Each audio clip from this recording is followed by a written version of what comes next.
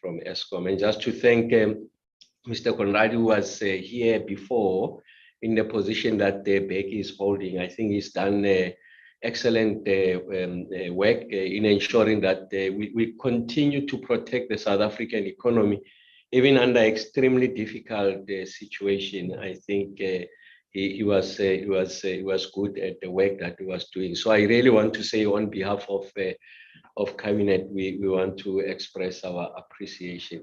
And let me thank the members of the media for making time. I mean, we don't take your time for granted. You are an exceptionally important conduit for us to be able to communicate with the general public, the South African people and industry on the work that we are doing to ameliorate the adverse impact of load shedding. It's potentially the single biggest challenge that is facing our country, and it's of economic existential proportions. So thank you very much. As Michael has indicated, I think we're going back to the routine of making sure that every week we provide you with this platform. First, the platform is meant for us as government to communicate the actions that we are taking to address the impact of load shedding, ameliorate that on the South African economy and her people. And we can see that we're also working in tandem with the Eskom. So it's not separate from the work that we're doing. We see ourselves as Team South Africa, the SOE and government to ensure that we are able to communicate this. So, I mean, as you would know that when the ministry was introduced, we are not meant to introduce a new plan. We are working within the parameters of the Energy Action Plan that President Ramaphosa introduced, unveiled in July of 2022. And we know that the NECOM, which is a structure that was introduced in the context of that Energy Action Plan, is meant to ensure that we provide regular updates and there's some degree of transparency and accountability in the work that we are doing as government. Like I said, everyone is invested in the resolution of this problem that is facing us. So it's in the collective interest of everyone that we are all on the same wavelength, and people are not left to their devices on what could be happening. I think government owes it to our people to share explicitly what the situation is about. I want to say that at the onset that we need to acknowledge that the power system is under severe strain. I mean, you can see that we're oscillating now between stage 4 and stage 6, which these are stages of load shedding that undermine the growth of the South African economy. Load shedding by definition does that, but I think it gets to be accentuated when you get to these levels of load shedding. And that is because, I mean, our planned outages, they're sitting at about 3,828 megawatts of capacity, installed capacity, and unplanned outages. So this is a result of the trips that happened at the various units at the Eskom, is sitting at upwards of 16,000 megawatts, which yields this kind of stages of load shedding oscillating between stage 4 and stage 5. But I think that having said that, it is important that we do two things. The first one is to share with you the immediate interventions that we are making to relieve these higher stages of load shedding, so that we are able to give assurance to South Africa and the economy that there is something that government is doing appreciative of the agency that is required for us to be able to attend to this situation, but also to give you a much more long-range 6 months plus interventions, just to give you an assurance and that indeed we will be able to first reduce the severity and frequency of load shedding, and ultimately leading to the resolution of the load shedding problem. So there are significant milestones that we have achieved since the inception of the Energy Action Plan. I mean, to the point that I was making earlier on, is that the fight against the load shedding didn't start with the introduction of the Ministry of Electricity, but it's an effort that has been there, led on multiple fronts, principally by the President, of course, Minister Gordhan, working with our colleagues at the Eskom, and also Minister Mantashe through the multiple bid windows, whose intention is to ensure that we are able to introduce new generation capacity outside what Eskom has to offer. So we know that since the removal of the licensing requirements, that there has been a massive pipeline of private investment in the electricity generation. And if you look at the Energy Action Plan, we do anticipate that the outcomes of the Energy Action Plan is to ensure that we are able to crowd in private sector participation on the generation side, so that they were able to broaden, if you like, generation. And it's not only the monopoly that is Eskom, but also Eskom is a market player in that space. So we have this pipeline has grown to about 10,000 megawatts. And we do expect that the first of these projects will be connected to the grid by the end of this calendar year. I think it's important that there has to be an appreciation that these projects are coming on stream, and by the end of this calendar year, we'll see the first generation of those projects being on stream. And also through NERSA has provided the ministerial concurrence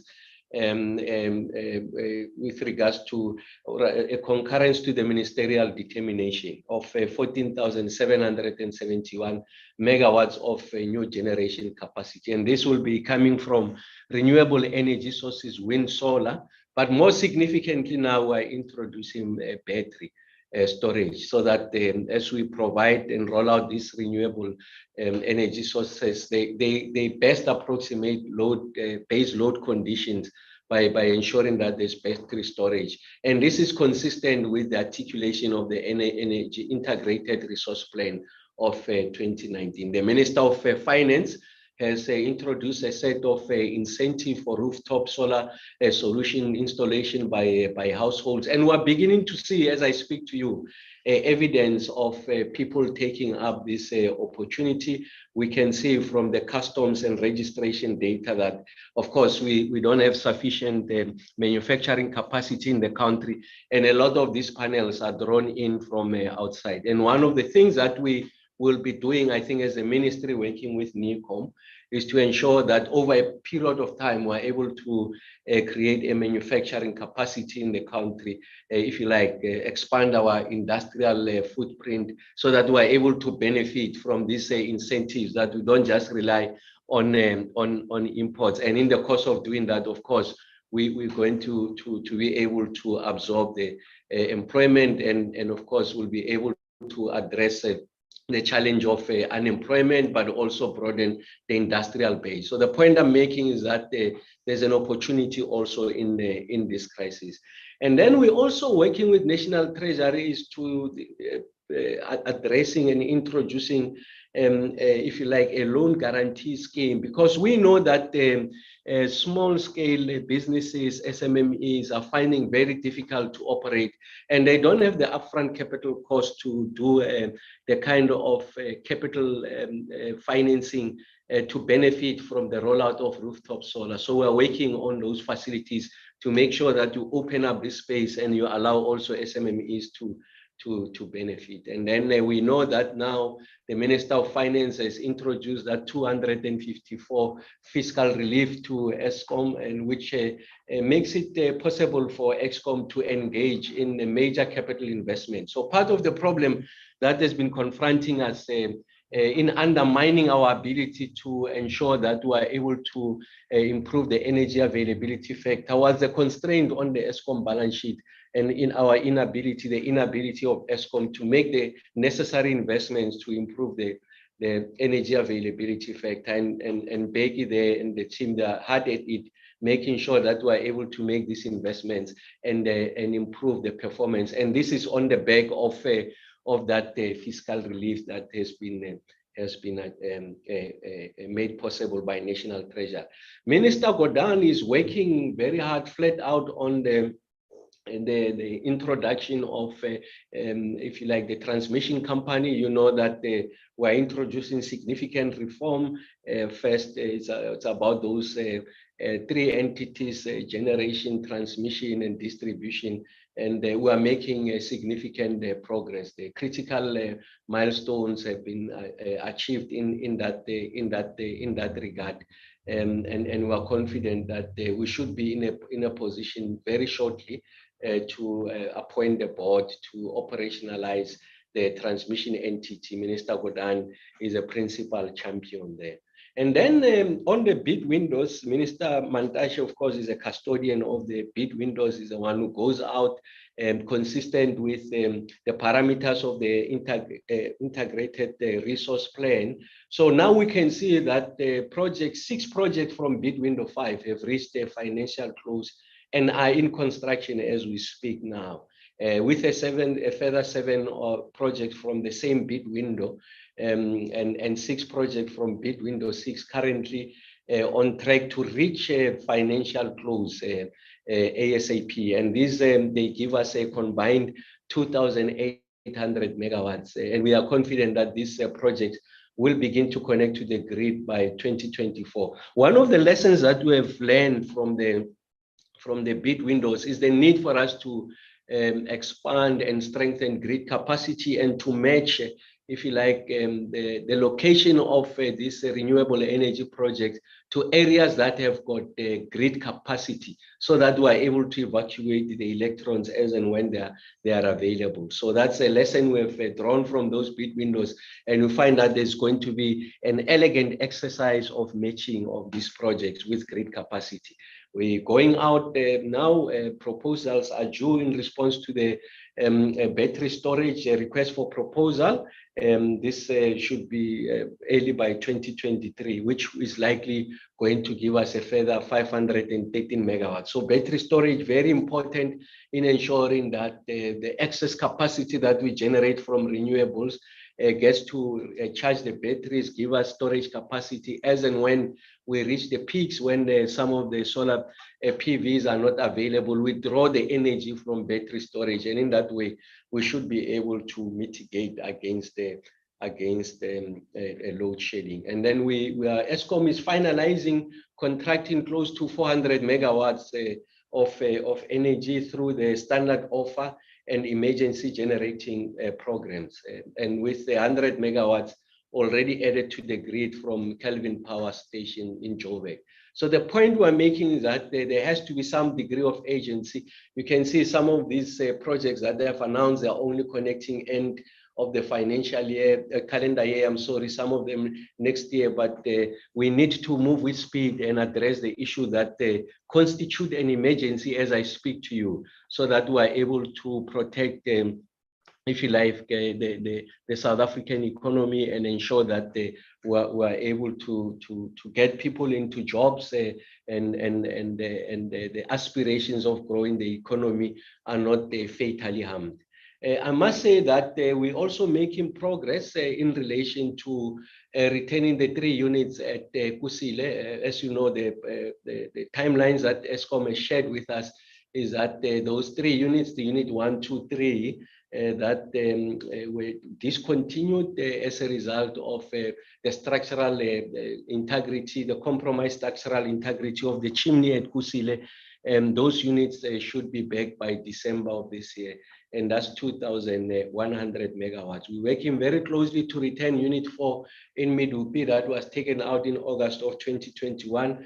Becky there, working with the competent team at Medupi, they found an accelerated path to get this unit up and running.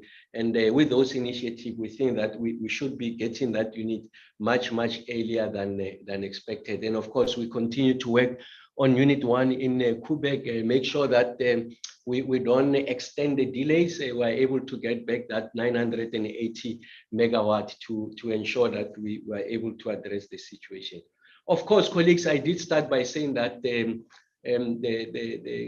next 150 days will be very difficult. We know that we're entering the winter period. The expected increase will be anything from 32,000 megawatts to 37,000 megawatts. So we have to do something in the short term to ensure that we provide some degree of relief. What are we doing now to address, if you like, the winter situation?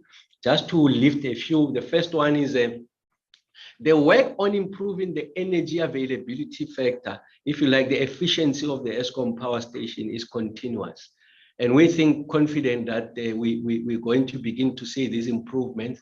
I mean, Becky and the team, supported by the Eskom board, had set a target of 60% EAF. Of course, that was undermined by the failure of those 3 units at Kusile. We continue to ensure that we undertake substantial maintenance. And we did that during the summer period. And we had seen temporarily some improvement in the 6 power stations. We really want to maintain that. Of course, we do have setbacks at sometimes this unit failing, our inability to return the unit on time as promised. So this is an area that is receiving attention. And then the second one was maximize the use of the open cycle gas turbines, working with Becky there on the generation side, led by the Eskom board. We're doing everything possible. On Monday, or was it Tuesday, I was at Ankerleg meeting with the team there and making sure that there's a technical preparedness to help us to ensure that we are able to fully exploit the open cycle gas turbines. Of course, we'll be banning diesel. We know that in the 18% tariff increase that NERSA granted to Eskom, there's 8 billion rands billed on to buy diesel. In the 254 billion rand fiscal relief provided by National Treasury, there's about 22 billion rands of set aside for diesel. So in total, we're talking about 30 billion rands. So I think the cost of protecting the South African economy will be significant, but we think that the measure of the success of our intervention should be seen relative to the degree to which we are able to protect jobs, ensure that there's some degree of GDP growth so that we don't collapse the economy.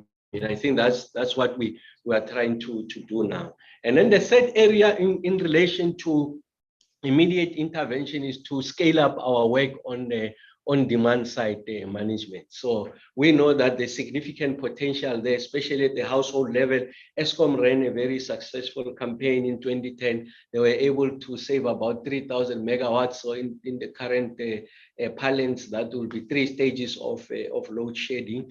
We think that that's still possible. Now with the maturity of technology, we are able to roll out rapidly. I mean, as I speak to you now, I'm at the Isuzu plant here in Gqeberha, working with the management to see how best we can be able to ameliorate the experiences from the adverse impact of load shedding. Yesterday we were at Mercedes-Benz. This morning we started at VW, the major employers, primary contributors to the South African economy. But the point I want to make is the following, that here we're also with the municipality of Nelson Mandela Bay.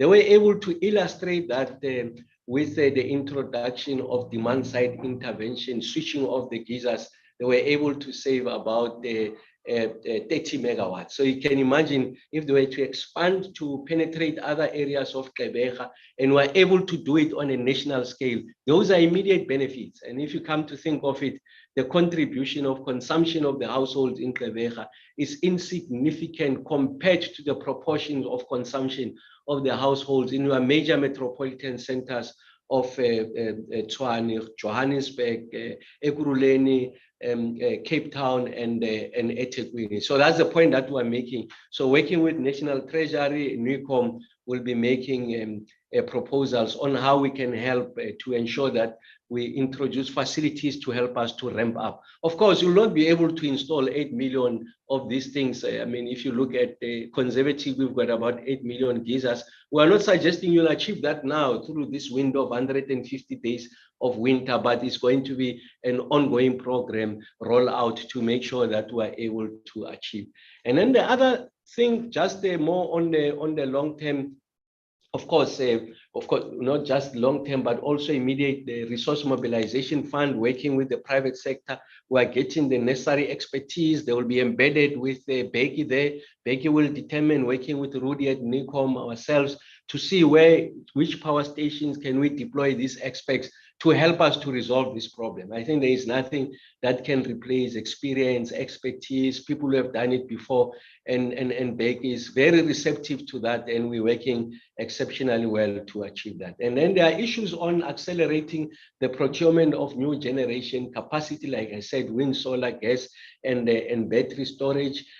And work is at that advanced stage to procure emergency power solutions for a period not more than 5 years. It's important not more than 5 years because it's emergency, and it will be at tariffs that are not alarmist, and that helps us to resolve this program so that we are able to address load shedding. Eskom is working tirelessly. I think there's an opportunity that presents itself for us to get an additional 1,000 megawatts, I think, from Mozambique. They're still pursuing that through a power purchase agreement. So these are the short-term interventions to help us with the relief in the immediate. We will be working at Newcom and our colleagues at Eskom to improve and strengthen grid capacity. I think it's another area of risk that present significant opportunities for failure of the grid. So it's important that we're able to pay attention to that, so that when we roll out this new generation capacity, we're able to evacuate the grid. We are going to introduce the principle now,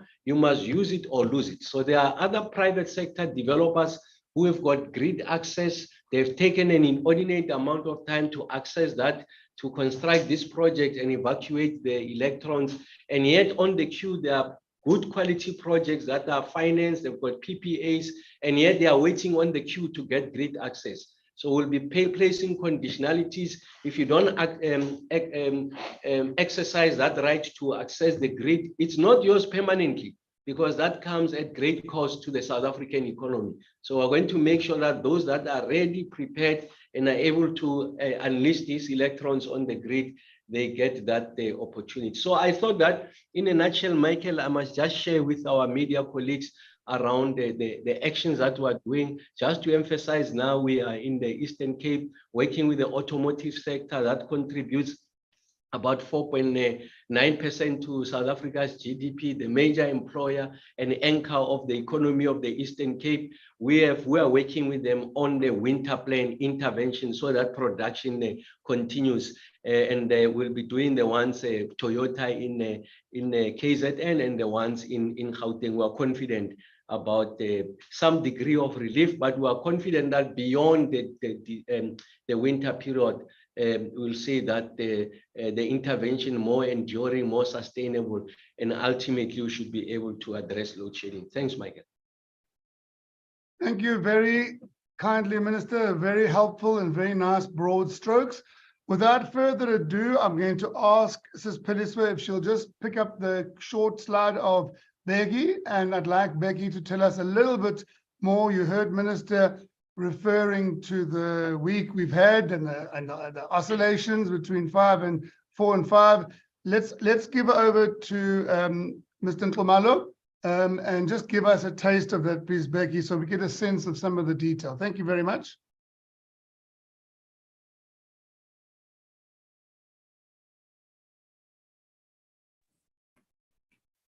Thank you kindly, Michael. Good afternoon, honorable ministers and colleagues.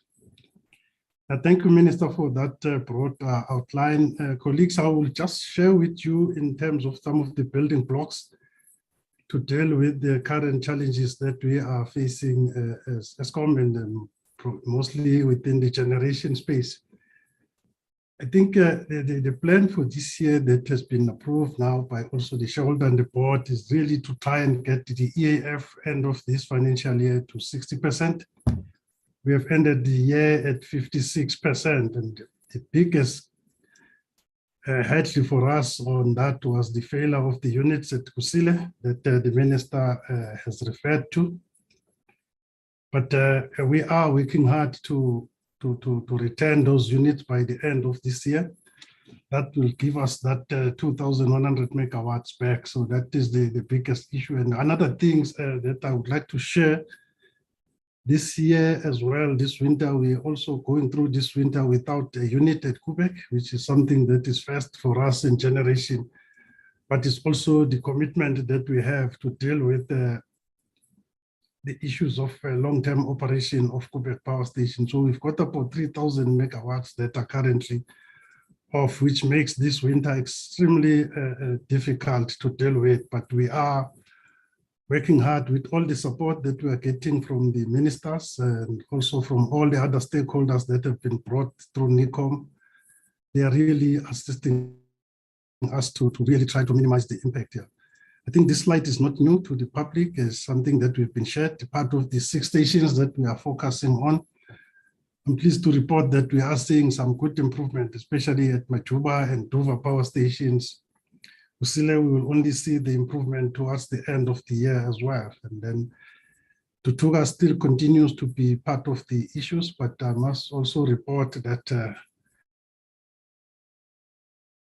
as of the 1st of this month, I've appointed a very experienced power station manager in that power station. He's already started. I was there on Wednesday to introduce and have very hard to make sure that we claw back some of the megawatts that we have there. Yeah, thank you very much. Let's move on to the next one, please, Billy. This is just a summary. I think key here is Kusile units. The rest of the other units, like the Mata ones, those ones we will be bringing back this weekend, but the Kusile is really what is hamstringing us here. And then we are also working very hard to bring 5 and 6 back on stream as well. So as Medu before, like the minister has, so I've got teams that is now working specifically on these units without focusing on production, and then also with the industry support. So there's some project managers that we are getting to support us just to make sure that everything is correctly stress tested to ensure that as we move towards the end of this financial year, we are in a much better position. So thanks. Let's move on to the next slide. Yeah, this is just an outlook to see the next period of winter is going to be extremely difficult with those 3 units off, but we are doing everything that is we can to try and minimize that. I think some of the units that have been coming back from outages, like Medupi 6, there is back, it's delivering actually almost 100% power. So we are quite pleased with the performance of that unit after these major outages. The 666, we've just also returned this week. So there is some good recovery so that we minimize the impact during this winter month as well. So apart from that, I think the minister has outlined all the plans, but we are focusing daily on reducing the unavailability of the fleet and to push to minimize the impact of load shedding, so that the current stage 4 to 6, we try and really every day to try and get it as low as possible so that it doesn't get worse than that. But we will only get a good reprieve once those Kusile units are back and the Koeberg machine. But Koeberg is just going to be the substitute. As one comes up, the other one will go down because it's critical. And then I must also just lastly make a report that we are continuing with our philosophy maintenance. There, I think there's no scaling back on that one because that's what's going to give us the sustainability of what's happening within the fleet. Thank you very much for the opportunity, Michael.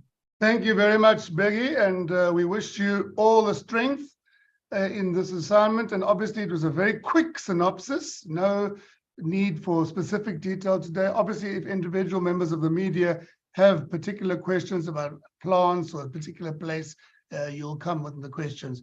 There, last but not least, let's have an opportunity to get input from Rudy. Just a broad stroke then about some of the deliverables and where we are on the overall EAP. Rudy, over to you, please. Thank you, Michael. Afternoon, Minister, and thank you, Becky Khumalo. Minister has done a very eloquent, as always, set of introductory remarks. I have a couple of slides just to perhaps elucidate some of the points and to give an update in the way that we normally do from the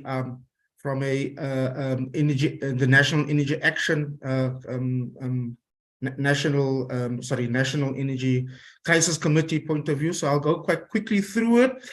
I'm having problems with the screen. Okay, just give me a second.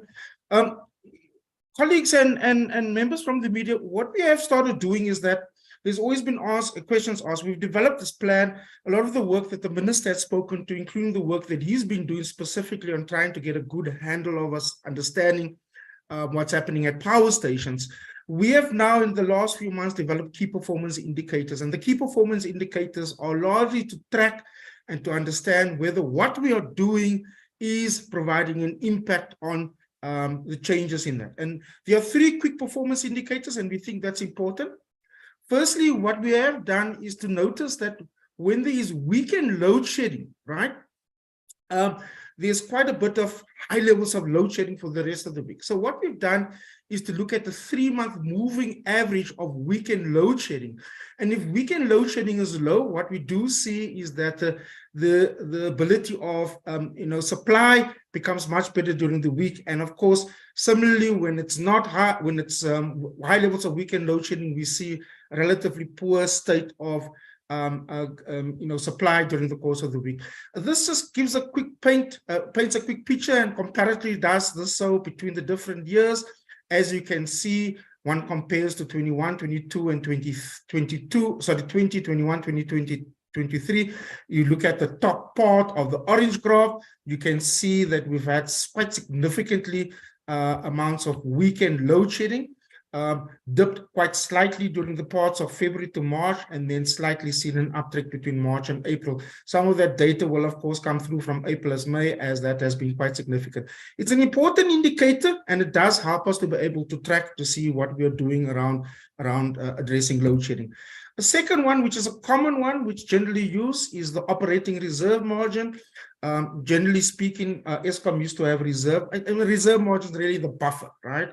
The amount of buffer of megawatts available in case of either partial unplanned load losses and a whole set of different factors that may put a significant stress on the grid. Reserve margins are important so that in unforeseen circumstances, you're able to play around with that buffer and utilize that when there's peaks in demand that does happen. But Eskom used to have a relatively high reserve margin of about 15 to 17%. Generally, international norm is a 10% reserve margin. What you see an inverse relationship here between, as you see, blue line is the operating reserve margin, and when it goes below that reserve margin, what you see is higher stages of load shedding. Similarly, when you see the reserve margin above 10%, you see the significant decline in the load shedding schedules, and that's quite important. So a higher reserve margin and maintaining that higher reserve margin allows for that buffer and reduces the levels of load shedding. And this is another interesting one that media colleagues have always asked: how are you tracking the additional megawatts that we're adding? And so you see on the right-hand side below there, it's all the, the additional megawatts in different forms, from demand management right down to plant performance. We are tracking that on a yearly basis. This is, of course, projected megawatts. What we want to do is provide you the actual megawatts so that we're able to see whether we're seeing that impact. Key performance indicators are important for us to go forward. Again, as always, we have the dashboard that we track, and you recall the color coding. Not commenced is the gray. On track, chevron green is delays but no intervention required. Off track, intervention needed, and then red, of course, critical challenges. So what you have seen utilizing the actions that we do track between what we saw the last time that we reported from now is that 25 actions on track. So that's quite, higher than what it was on the last side, which was 23. You see 10 actions delayed off track, but their work underway. So we're slightly behind schedule, but doesn't require an intervention. And then, of course, an update is, of course, 12 actions off track and require intervention. So a slight uptick from the 9 actions reported last time.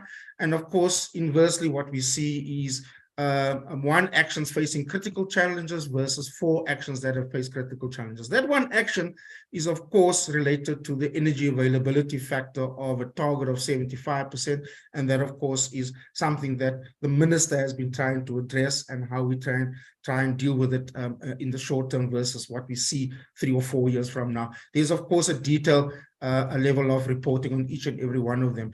I'm not going to go through all of this because this has been covered by the minister, of course, but just to say, since the last time, There are about 7 areas of key interventions that have happened. The consortium of experts have been appointed by the National Treasury in terms of the review. Minister had given you that particular important exercise, and this exercise is to determine and to do a diagnostic of all Eskom's coal-powered fire stations, and this is quite critical for us, and should be reported to NECOM by July.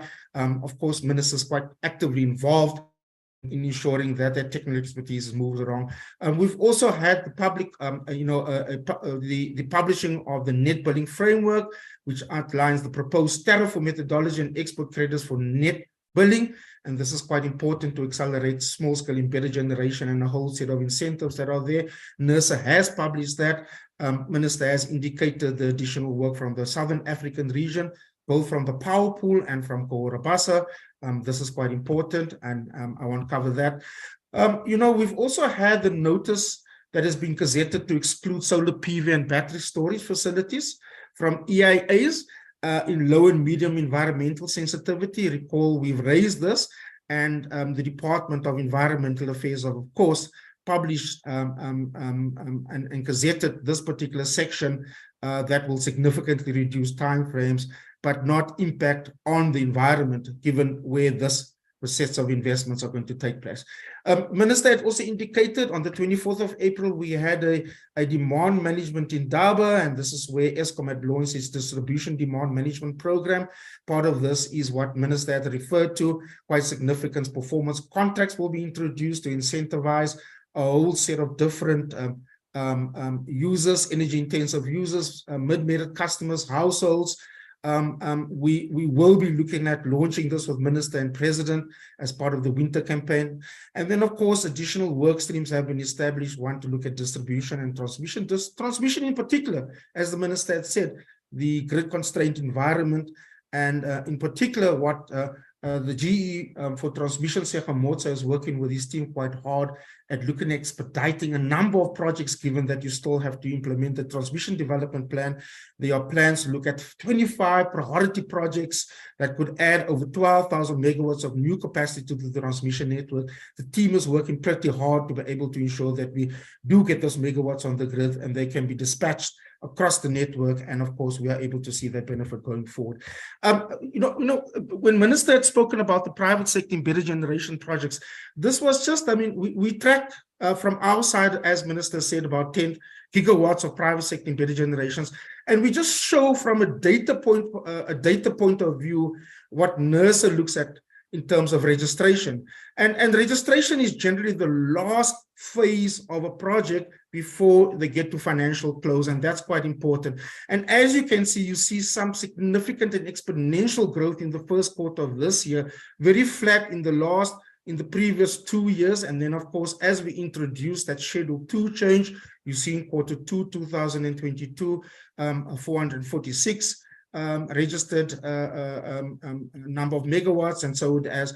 And then, of course, what you do see is quite significant, under 2,500 megawatts that have just been registered in the first quarter of this year. And that's quite significant. So you see private sector taking up that regulatory change, and that's quite important. But it is tied in, as Minister, and as we say, it's tied in to ensure that we do introduce those particular specialized projects on getting that additional grid capacity. We can evacuate those electrons, and we can get additional megawatts onto the grid as quickly as possible. What are the priorities for the rest of the few months? Hybrid projects have to find financial close as a matter of urgency, and that's going to be quite critical. The additional just under 3 megawatts of the standard offer has to be concluded, and this includes the contracting from Kalwa Power Station, for instance. The launch of the winter campaign, that's going to be quite critical for us.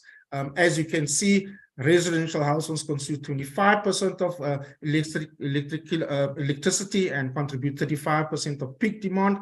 Data shows that if you simply switch off electric geysers during peak, we can save up to 1 stage of load shedding, right? So this is quite important, and the Minister Ramakgopa's emphasis, as he always says, is that these are quick wins, is a no-brainer. We need to get demand-side management and energy-saving interventions working as quickly. Minister had spoken about the maximization of the OCTTs and his visit to Anchor. We need to expand the storage capacity and deal with some of the constraints that are there. You've already spoken about what we need to do around Unit 4 and bringing that back. He's already spoken about the importance of getting financial close. The remaining projects are going to be important because, again, if we can fast track and get them into construction, it's quite important for us to get those megawatts again onto the grid as quickly as possible. And then some long-term interventions around the transmission company that it's spoken to. More importantly, as we've reported previously, the establishment of the energy one-stop shop is quite critical. This will be housed, as we said previously, at the DTIC. We have slightly pushed out the launch date to the end of the 30th of May. I've asked colleagues there to ensure that it does happen. This is important for us to try and deal with permitting and authorizations, streamlining it, reducing the red tape so that we can get approval for whether they are public procurement projects or whether they embedded generation private sector projects. We need to get approvals done, streamlining it and get it done as quickly as possible. Once that is done, that reduces significantly the time for financial close, for constructions and COD for these particular projects. And then, of course, what we have done is working through an energy security bill. This is what we refer to as the omnibus bill, to again smooth out and try and deal with some of the regulatory aspects that, as Minister says, is that can help us to be able to ensure that we do support Eskom's generation recovery plan and get the energy availability factor up, but more importantly, to get additional megawatts on the grid. This is just what Minister had spoken to, some of the areas that Becky had also spoken to about ensuring that we reduce our peak, the capacity loss factor, planned capacity loss factor during winter peak is just data, and I think it's quite important to see what we're trying to do, and Becky, as you've seen, has looked at that. Secondly, just some of the predictions around the generation recovery plan and what the estimated EAF for each and every one of the specific sets of units, coal, peaking, and Kuberg, and that's quite important because that helps to be able to reduce load loss factors that critically may take us into high levels of load shedding. In the last two slides, it's just, I think, quite importantly what the Minister have always communicated over the last couple of weeks, that, of course, there is this whole question of debate on whether one looks at decommissioning of power stations, and the decommissioning schedule are, of course, existing contained in the IRP 2019. What the Minister has embarked on as part of the National Treasury progress in doing that diagnostic assessments is to look at how we will have to revise that decommissioning schedule on the basis of us requiring immediately energy and being able to ensure where there are plants that can continue operating and has relatively high EAF, that we potentially look at that. But that's conditional on a few things. Of course, the technical assessment that we talked about from National Treasury, modeling exercise that the Minister will drive and politically drive, bringing in the PCC, the colleagues from environmental, the colleagues from the Just Energy Transition Unit, and then, of course, looking at the impact of the carbon trajectory. So this exercise is expected to be completed in 2023. And so, of course, as a measure right now, government has taken the decision that no new schedules for decommissioning will happen until this work. So this is quite important going forward. And then again, this the last slide is just some of the detailed updates that the Minister had spoken about relating to those three areas of releasing further bid windows, procuring emergency power, and the cross-border from that, and that's always contained in the updates. Thank you, Michael, and thank you, Minister. I must appreciate the Minister's strong and important leadership he's provided. He's hit the ground running. He's provided strong political leadership, supported the team that I run, the technical team at NECOM, the Secretariat, and has provided absolutely brilliant guidance, being able to understand the challenges and the dynamic that's there, and being able to drive and take forward the vigor of trying to implement with the team the implementation of the Energy Action Plan announced by the President in July 2022. Thank you. Thank you so much, Rudy. Much appreciated. Right, members of the media, there's a significant range of questions. Perhaps what I should have done up front, I don't know if my camera's gone off, but anyway, I'm here. Just to indicate it's a media briefing, so it's not an Imbizo. So on this platform, we are biased to our media colleagues. I see there's some other colleagues that have posed questions here, which I'm not sure which house they're from, but please, it also is helpful for future, and I should have said it earlier, which some of you have done, just state your media house in your question. There are already some questions that are addressed in the presentations. I will share them in case the presenters want to just give a word. So, for example, things about the cross-border procurement and battery storage, etc. But here we go. And then please, colleagues, I just indicate that I'm battling to see hands. I can only see Aviwe's hand, and I certainly can't give only one colleague an opportunity to choose. There's some problem with me seeing all the hands. So I'm going to start with the questions. And Minister, with your permission, I'll just try and indicate where they are posted. And then we'll have a look while we respond. Well, by the end, I'll look if I can give only a few voices. So there's a Helmo Preuss, unknown media house. Any news on the IRP 2023? Perhaps, Rudy, that's in your area. He also wants to know about the battery storage, Helmo. If you want them to respond on that, you can, but it was raised. And does the battery storage include Eskom pump storage? And then Helmo also wants to know about small and medium enterprises. Are they able to use the bounce back scheme to pay for solar PV? Rudy, that's your one, and it's been raised a number of times. And finally, he wants to know, will there be a nationally determined wheeling charge for both Eskom and local government transmission networks? Then Teresa Smith is saying, with Komati Power Station decommissioned, what is the timeline for the others? Now, Teresa, there was a slide on that, but if the minister may want to comment on that, he may. Then Paul van Meulen, I don't think you're a journalist, but his question is about, Rudy, if you'd be kind enough to read that while I take the others. It's an interesting point about the feed-in tariff from the flat roof facilities of municipalities. And you'll just read that, Rudy, if you can perhaps give the colleague there some guidance. Yes, and then Teresa's also asking, did Forestry, Fisheries and the Environment give Eskom the approval to operate the temporary flue stacks?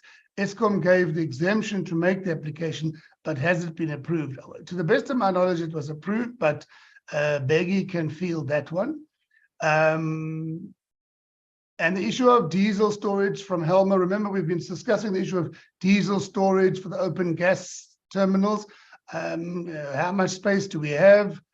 Is there any work on the capacity increase on that? Helma, I don't know how quickly in the last 2 weeks we could have changed that, but perhaps Becky will tell us about that. Gentlemen, Aviva from ENCA is a minister. It's a question about timelines. Aviva's raised that we have timelines set in July last year. During the State of the Nation address, the president spoke about the 9-point plan. Can the minister commit to some timelines on when we can really expect a reduction of load shedding? Helma, you'll see there was a slide. You've got lots of questions, Helma. Perhaps we'll just type here, which is your media house, so that I know. The update on power from cross-border, Botswana, Mozambique, Zambia, the megawatts. Rudy did have a slide on that, but he might want to reinforce that. Dick Berlane says that he's happy that we're addressing the grid access issue and that there are many wind and solar projects that are ready to commence construction, but the car powership RMIPP projects are still blocking 800 megawatts while they have no environmental approval and might never have that. What are we doing to unlock that 800 megawatts? So perhaps, Minister, that might be something you'd want to reflect on, because it is also about those immediate interventions. Well, Aviwa, there was a slide there that Beggy spoke. I don't think we're going to go into too much detail. Aviwa, Beggy was asking about what can we expect over the winter season. We're not there yet, Aviwa, to give granular details, but you saw Beggy had looked at some projections there in the meantime, but if Beggy wants to comment on that, he should. Julia Evans asks that the mega bid window, 15,000 megawatts, will it be staggered over time to ensure competitive pressure? Can we give more information about how this will be structured? So I don't know, perhaps Rudy and the minister, that might be something that you and the other minister have looked into. And then I'll leave this to the colleagues Bheki and Rudy to decide where we are on our process. But Amanda Watson, we've met Amanda before in this meeting. She said that if possible, can we drop the presentations in the WhatsApp group? So you can decide, colleagues, if they are there. Kopano Gumbi from Reuters. Thank you, Mr. Gumbi.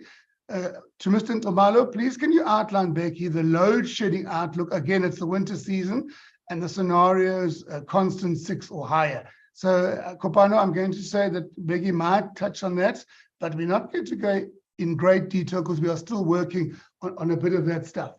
Carol Payton, News 24, and Carol, I also could see your hand with our viewers and nobody else's.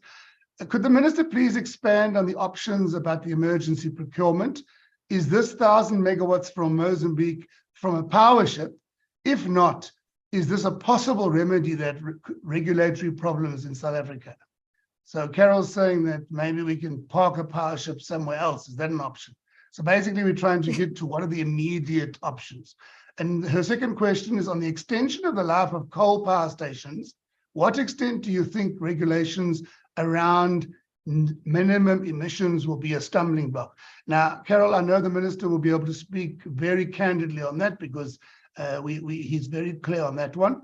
Deneen Erasmus from Business Day. Minister, this is for yourself. You previously said government was considering introducing a blended finance scheme to support poor households to access rooftop solar. Now you're saying Treasury is looking at a loan guarantee scheme for SMMEs. Are both of these funding interventions being considered? And by when do we think the support will become available? So I think perhaps, Minister, and also for Rudy, one of the themes that we have been alerted to by the media and other stakeholders is the matter of, it's okay that we have all these things, but how do poor households also get protected in this whole national effort? The minister speaks about us all as a nation being invested. So we can't have solutions that are detrimental to the poor households in South Africa. Carol then also asks, given that South Africa's coal-powered power stations are producing less than 50% EAF, and Bheki, you're welcome to confirm that, do you consider it quite likely that the NDCs can be met without shutting down any power stations by 2030 and beyond? Jan is from My Broadband. Thank you very much. And he wants to know, what does a negative reserve margin mean practically? And Jan, I'm not going to try that one myself. I'm not entirely clear on that myself. Then, we have our viewer again from ENCA. Can the minister please give clarity on the 14,771 megawatts of new generation that you mentioned coming on from renewable? Is it still coming? What are the timelines around that? Bheki, Deneen Erasmus, Business Day, is asking, your presentation says Eskom's generation recovery plan is geared towards the EAF of 60% by 2024 and 65 by 25. Eskom Chair Mpho Makwana is on record as saying 65 by 2024, 70 by 2025. Have we changed these? And she also wants to know, what average load factor are we anticipating in the open gas turbines in June, July, August? So again, Deneen, we might not have exact detail on that, but I'll let the colleagues decide. We will obviously, in due course, come back with one of the weekly briefings that will go more directly into our winter preparedness. And then Deneen's other question, for the Minister, the 3 immediate and short-term interventions mentioned, improving EAF, making more use of open gas, and demand-side management, what impact do you expect these interventions to have over the next 150 days in terms of additional megawatts available? Very interesting question. I'm sure, Deneen, because many South Africans are, as the minister said, worried about the move from 4, 5, 6. And then Mr. David Taliat, to you, Rudy. KPI number 3, the projected megawatts added to the grid per year slide. Could you, Mr. Dix, elaborate on the inputs influencing your projections? Embedded generation tapers off after 2024. while SSEG stagnates from the 2023 onwards. So it's that whole mix, Rudy, of trade-offs and bringing on, bringing off. And then Julia Evans from Daily Maverick, will the 15,000 megawatt bid window be staggered over time? It's the same question we had before. I don't know exactly that staggering question, if the minister would feel that one, Minister Sputler, or if Rudy would. Obviously, Minister, you will be given the opportunity to start. And then we have Terence Creamer from Engineering News. Eskom is projecting a steep fall in unplanned outages for winter to below 15 gigawatts. Is it realistic, Beggy, given the performance above 19 gigawatts recently? What level of load shedding will there be if we meet it? And then I don't really want to take anonymous attendees, because these are public media briefings, so I'm not going to entertain these two questions unless you're prepared to disclose your name. Legal obligation on the Paris Agreement, I think it was very clearly stated on the slide there by Rudy, that you have the answer to that, and so you're most welcome to read that again. Etienne Rubers, have new pumped storage facilities been included in the Energy Action Plan? Interesting, it's a new one. Beggy, this might be yours. South Africa needs to start constructing them now, because we will need them in the long term for the RE penetration. Very interesting one, that one, Etienne Rubers.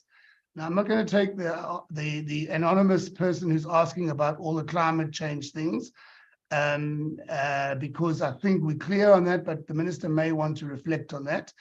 And the question from Renew E, that's who Etienne is. And there's somebody who's made, who's Luke, who's done a very obscene comment, which I don't think I'm going to entertain, Luke. Don't join our media briefing for that. And then Manji Morgan, there are very few projects connected via wheeling. So just perhaps even from Rudy's side, this whole matter of wheeling, which has been raised prior, what is our current position on this? And then let me have a quick look. And just so that we're not entirely voiceless, Peliswa, can you allow Aviwe and Carol, which are the only two hands I can see, and media, please, if you'll just indulge me that I really can only see these two. Can we just allow Carol? And Carol, please, you've had a number of questions, and Aviwe, so I'm not going to give you a huge amount of airtime, but we do want to hear a voice or two. Let's just hear from Carol and Aviwe, and then if there's anything I've missed out, others can pop it in the chat. Carol or Aviwe, are you available? Carol? Yes, thanks so much, Please, Carol. Michael. Thank you, Michael. I'm not sure if you can you hear me? Yes. We hear you perfectly, Carol. Please proceed. Good. Thank you, Michael. Look, you've actually ran through all my questions, so I don't really need any more to ask. Lovely. Thanks very much. That's the way I like it. Aviwe, are you covered? Let's hear your voice. Thank you. Yes, maybe just to emphasize just those timelines, we need to know how soon we'll see the end of load shedding, given that we've heard these plans before, energy available, just that clarity on when we can expect the end of load shedding. And the winter plan, 3 units were mentioned that were out. How bad is it going to be over the winter? Yeah. Okay. So thank you very much for that, Aviwe. And please, colleagues, if time allows, we'll take another round, but please pop it in there. And as for Luke, I don't know, can we just remove Luke, whoever Luke is, from this meeting, please? Right, Minister Ramokop, I'd like to give you the opportunity to kick off first, Minister, and there's some really interesting questions and comments in building that national interest that you spoke about from our colleagues in the media. Over to you, Minister.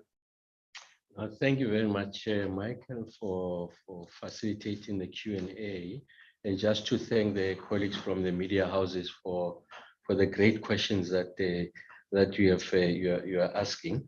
And I'm going to answer a few and leave the rest to my colleagues. So the issues around battery storage, whether it refers to the Eskom pump storage, no, those are two different technologies. Battery storage is a form of technology. Pump storage is a form of technology. Really, pump storage is about 2 reservoirs. The one is elevated, the one is at the bottom. And during the night, when we draw energy from renewables or where there's a very little demand, we were able to pump the water up. And then during peak, when we need that the energy, then we release the water to go to the lower dam or reservoir, and in the course of doing that, it runs a turbine and then generates energy. And then the batteries, by definition, you charge them using battery storage, using PV during periods of access, and then during the peak, which is essentially in the evening and the morning when you don't have the benefit of the sun, then you draw your energy from the battery. So those are two different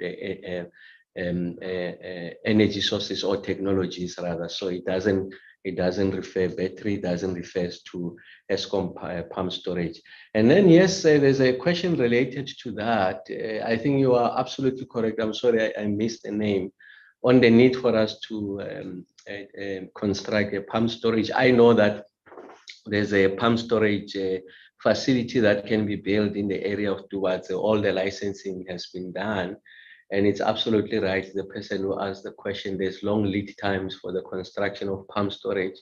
I mean, it takes you approximately anything between 5 and 8 years to do that, the construction of pump storage.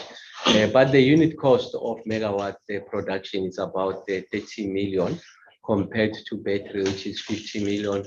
Battery gives you a life, of course, with the existing technology, I anticipate that to improve going into the future. A life of about 20 years, whilst pump storage can give you up to 70 years. So that's the kind of considerations and configurations that must be factored into decision making. And then the overwhelming question that is coming through also is around the wheeling framework. I absolutely agree. One of the things that is receiving attention now is to ensure that there's a nationally determined wheeling framework, if you like, so that there's a consistent application of the charge. And as some of the people have observed, I think if we resolve that question, we are likely going to release a significant amount of megawatts into the system. So we, as the ministry, we working with the Eskom and municipalities, we be meeting SALGA with the sole purpose of resolving, amongst others, the issues of wheeling, so that we're able to get the benefit of evacuating the electrons. And then on the issue of the flu stacks, yes, the Minister Chris has granted that dispensation and exemption, which allows Eskom to continue with a temporary arrangement so that we are able to commission those units. And it's on the basis of that approval that we are able to have a timeline of getting the 3 units back on stream by the 24th of December. The last of the 3, the first one will come into place early December, and the last one will come early November, I'm sorry, and then the last one will come about the 24th of December, and that's the 2,100 megawatts that we referred to. On the issue of diesel, I know, I mean, the capacity anchor left the 40 million liters off-site of diesel capacity, storage capacity, and 17 million liters on-site. And of course, the one at Khorikwa is being piped through, is being brought on through a pipe, so there will not be major storage issues. Of course, the one at Ankerlech, the one limiting factor is logistics to get the trucks to site. And when we're talking to the station manager, they can accommodate a maximum of 100 trucks a day. So logistics is a significant constraint there.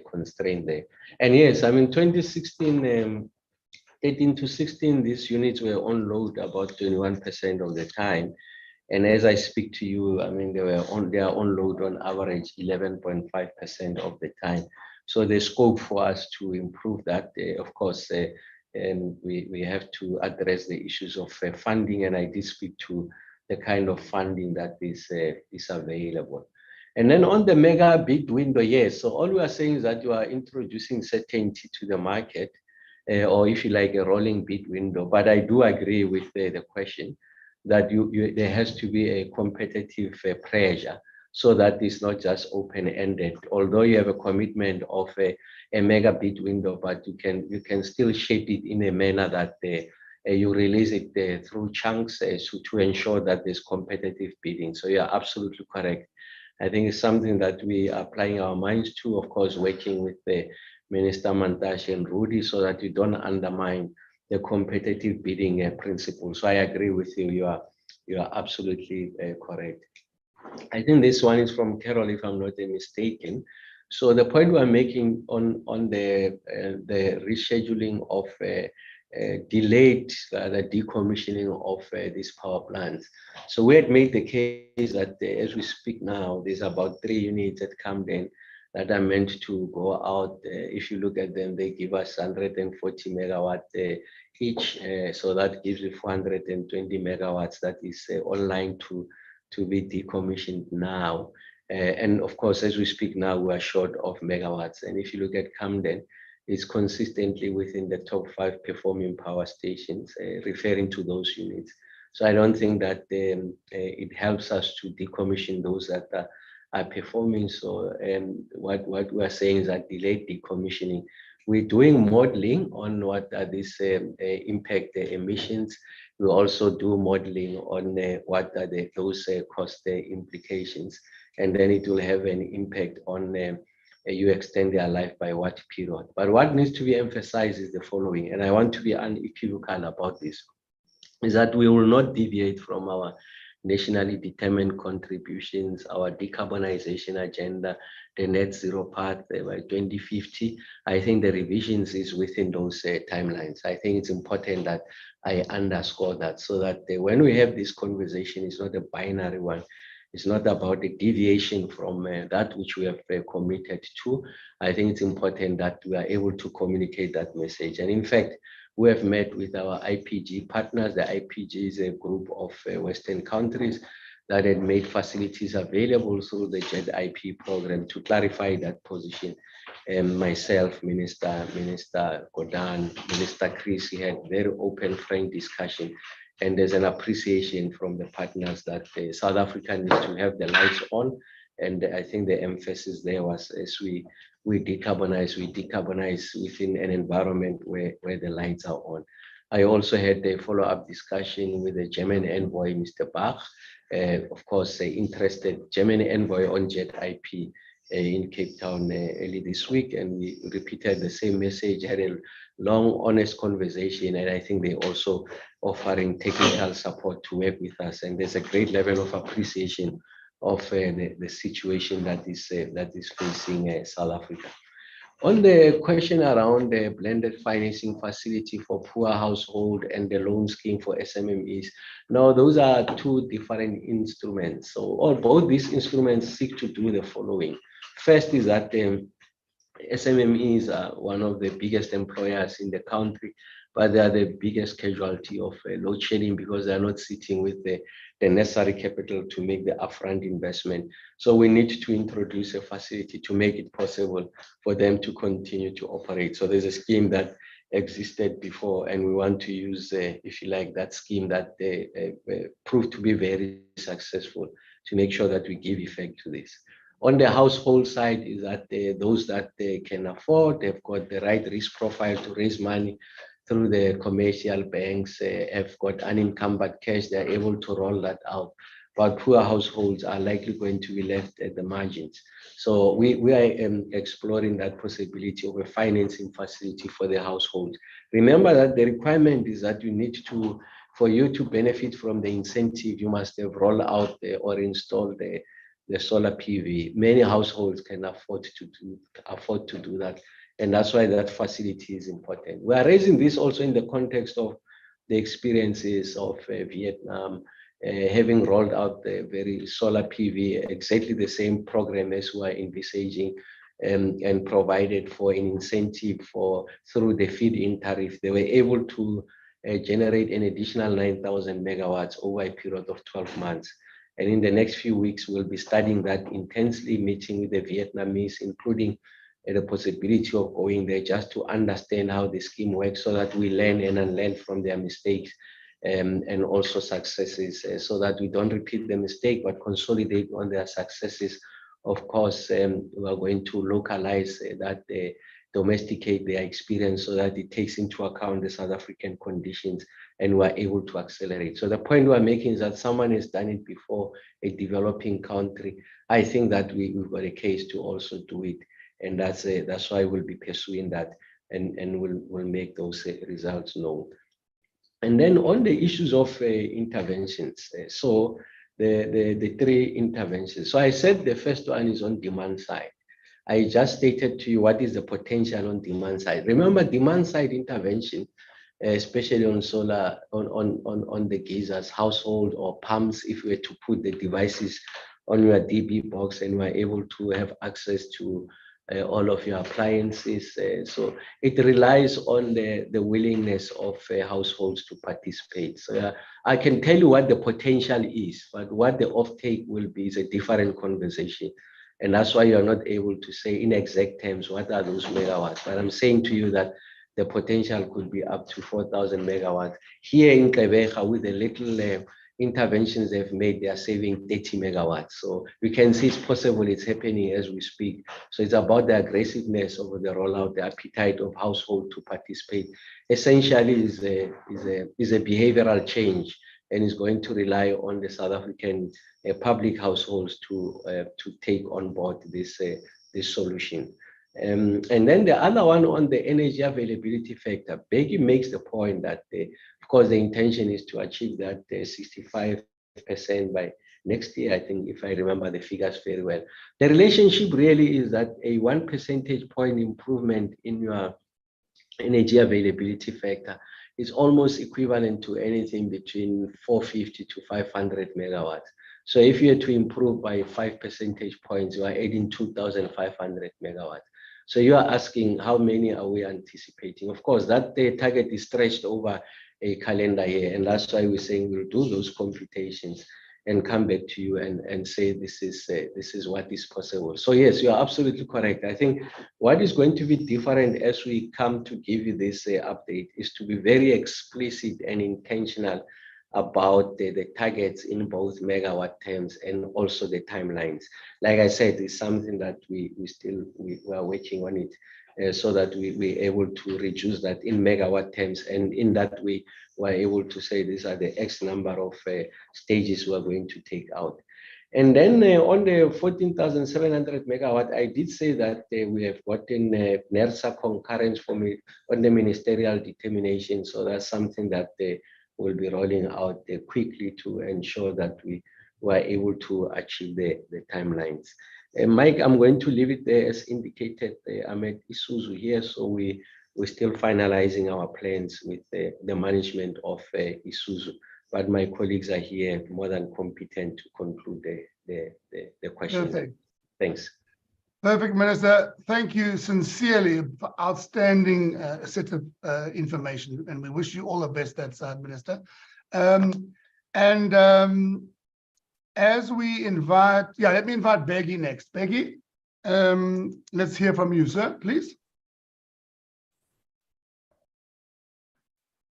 Thank you, Michael. I think the Minister has covered most of the questions. Maybe just few that I just need to clarify. There was a question with regard to what I presented between 60 and 65 and what the chairman presented. It's 65 and 70.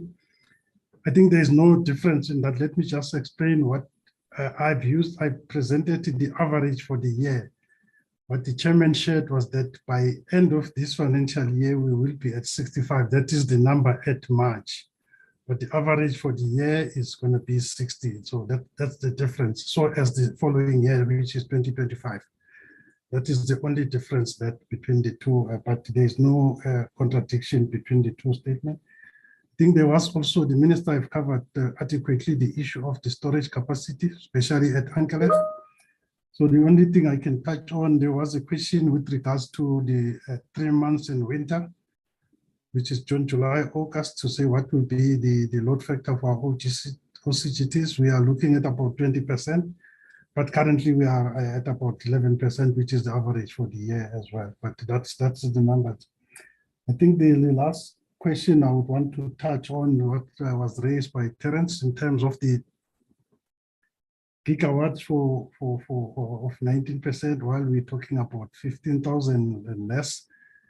Yes, you're right, Terence, but we are talking about the monthly average, and then those spikes that goes up to 19, those becomes like daily or future. That's when we will be also using a lot of diesels. But in the issue of winter, Michael, maybe just let me say that we are still going to come back to the public with the winter plan. Is still going through the internal processes, but like I've indicated, it's going to be very difficult winter with all those 3 units at Kusile and Kubek off. So it's going to be a very tough winter, but we will come back with that comprehensive plan once we have gone through the internal approvals.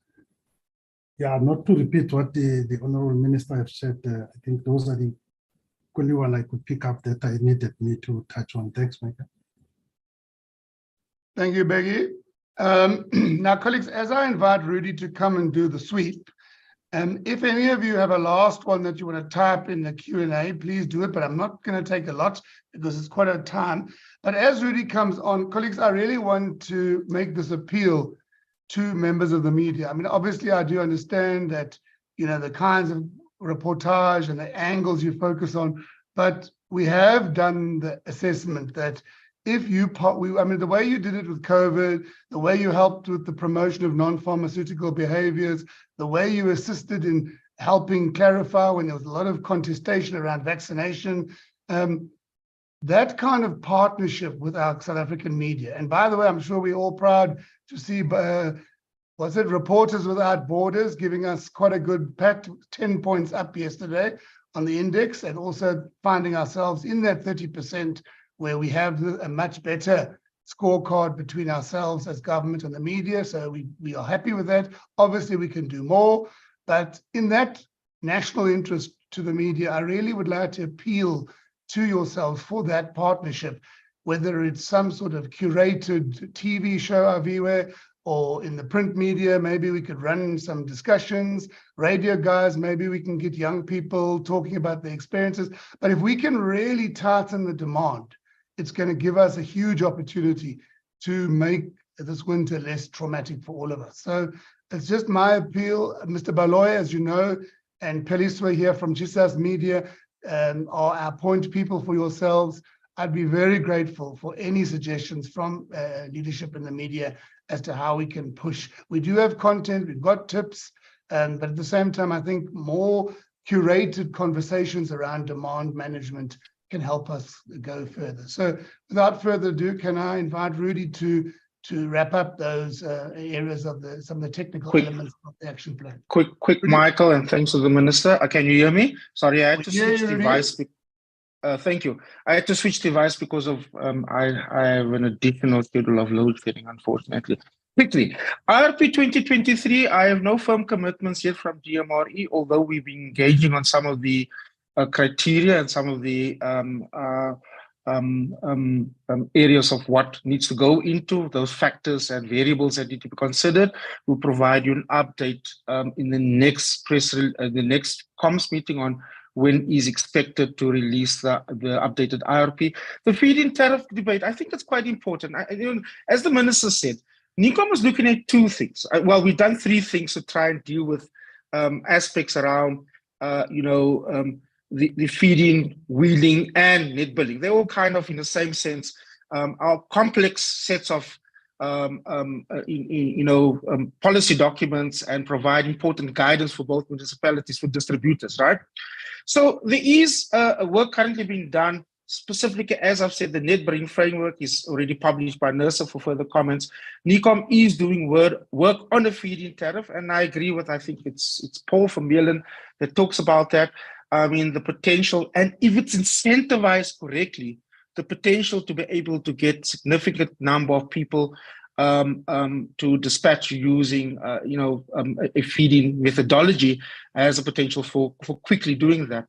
Again, there are processes to be able to do that. Ministers has responded to the wheeling framework. So I do think that's quite important. So, keep your eyes open. We will be publishing and hopefully getting out comments on a policy frame for that. I've already responded to the South African power pool. You can see we've now concluded an additional 400 megawatts from from Mars on the Cahora Bassa. That brings it up to just over 1,400 megawatts through the power. Not only, so remember, there's the Southern African power pool where everybody puts their surplus power in, and that's utilized, and there are contracting arrangements. And then, of course, Southern African bilateral arrangements that Eskom negotiates around accessing power in the sub-region. And those are the additional areas that we're able to get at. So of course, Eskom had concluded the PPA with Mars on the Cahora Bassa for the additional 400 megawatts. That's quite critical for them. Carol, you make a really good observation, right? I mean, low EAF means relatively low load factor, right? Which means that carbon emissions are relatively low. I know that some of the PCC chaps have been doing some modeling, and with high levels of load shedding and increasing plant, decreasing plant performance, that in actual fact, if one keeps the trajectory the way it is, we will probably be in our NDC range and significantly contribute to that. But of course, that doesn't help us because, I mean, while you may from an environmental point of view and from our commitments to the UNFCCC around our NDC, meet those targets, we don't have energy supply. So the cost to the economy is much more higher. And of course, what we need to do is get additional renewables, new megawatts onto the grid, and of course, ensure that we deal with some of the poor plant performance as we go along. And of course, the Just Energy Transition Investment Plan talks about a whole set of transition arrangements and support for both new electric vehicles or new energy vehicles, as we refer to them, and green hydrogen are part of our decarbonization commitments going forward. What does a negative reserve margin mean? Practically, it means load shedding, right? And severe highs of load shedding. Reserve margins are important, and Becky probably is a better engineer to explain that. But it's partly just why you try and avoid, so if you have unplanned, either partial or full load losses, the reserve margin provides that buffer that doesn't have to, increases the level of load shedding, and therefore creates a significant strain on the system itself. That buffer is quite important, and having that kind of reserve margin also helps around a whole set of technical issues around balancing the grid, getting the frequencies adequate, and a whole set of other different things that could potentially put at risk. The KPI 3. So what we're doing with the tracking of the potential megawatts, right? So you have to break it down. We've done a bit of modeling of this, right? So we've done the modeling on the initial modeling we did for the embedded generation. Is that we're actually tracking actual projects, right? So we're tracking projects where we've been able to get a sense of project developers and the pipeline of projects that are there. We track the different stages of where they are at, and that's the 10 gigawatts that we track, the 104 that the minister referred to. We're able to know where they're at in every stage of the approval process. So are they still seeking EIA authorization? Are they at NERSA? Have they applied for either cost estimate letter, or they've already got a budget quote? Are they in the, they've completed financial close? So this is actual tracking, and generally you are right. I mean, what you do see is the leveling off and tapering down of that. And so, of course, again, we've done similar modeling work on the SSEG and particular things. If we introduce, for example, a feed-in tariff with the correct kind of incentive to be able to attract people to build PV and dispatch onto the grid. These are, again, estimates that we track, and of course, once you introduce the kind of regulatory framework, particularly if you introduce let's just say a net billing framework, maybe still a bit down the line from a feed-in tariff, what happens to that? And again, all those particular interventions around getting megawatts on the grid, you can track versus actual versus potential. And I think that's important for us to be able to do that. So both on SSEG and on private sector embedded generation, what you see is exactly that kind of U-shaped curve. We are still on an upward trajectory. We actually, in our modeling, the initial model showed us that we would get a peak of about 5 gigawatts. I mean, it's phenomenal right now. We're into 10 already, and we're still tracking additional more. You can look at any of the data points. You can look at the grid connection unit on their data points around budget quotes. Look at look at the exponential growth on nurse registrations and what we track. And I think that's really all of it, because I think everything else has been covered by Becky and the Minister. And thanks so much, Michael, again, for allowing me to make those particular comments. Thanks so much. Thank you, Mr. Dix. Much appreciated. And just two last ones for you, Beggy. It's the one we are aware of from Mariam Isa, sorry, Mariam. The issue of Kuberg's license, will it be renewed in time? Will the refurbishment will be completed by the time the license renewal process? You know that one.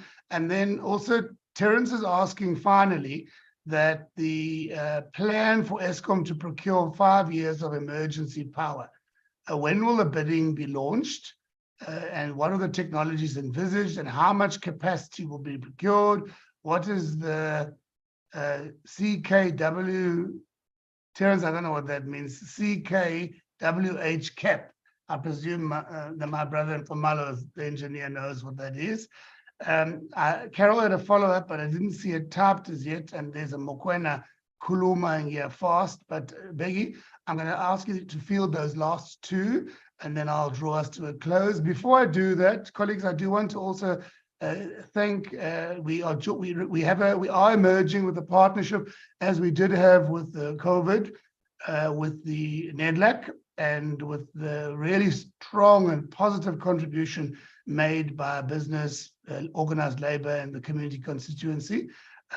Some of the members of our working stream on comms and the NEDLAC partnership have joined us today. So I do hope that you are with us. And if those of you are here, I'd like to thank you and look forward to us building that communication partnership as we had with the national effort. So over to you, please, Beggy, for those last two, if you may. Thank you, Michael, for that. I think the one with regards to Quebec in terms of the projects, as you know, that the first unit at Quebec, we are currently busy with that projects up to August. And the next one is following from the later part of this year. So definitely we will have done all the upgrade of Quebec, especially now we are left with the steam generator replacement.